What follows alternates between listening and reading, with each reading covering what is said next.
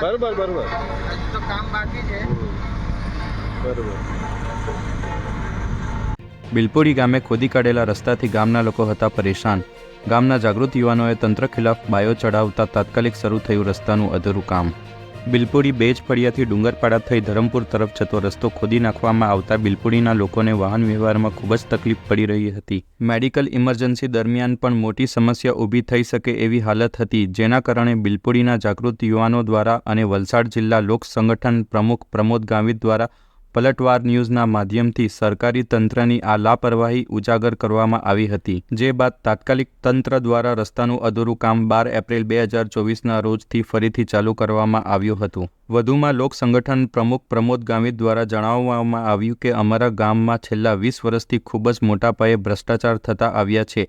એમાં પણ ખાસ કરીને રસ્તાના કામોમાં, જેના પરિણામે અમારા ગામના લોકોને અકસ્માત થવાનો ભય રહે છે. માજી સરપંચ દ્વારા સત્તાકાળ દરમિયાન આ બાબતે કોઈ પણ ધ્યાન આપવામાં આવ્યું ન હતું, પરંતુ હવે ગામના યુવાનો જાગૃત થઈ ગયા છે, એટલે ગામમાં બોગસ કામ અને ભ્રષ્ટાચાર બિલકુલ પણ ચલાવવામાં આવશે નહીં. તેમણે બીજા ગામોના યુવાનોને પણ સંગઠિત અને જાગૃત બની ભ્રષ્ટાચાર સામે અવાજ ઉઠાવી પોતાના ગામને વિકાસ પંથે લઈ જવા અપીલ કરી હતી.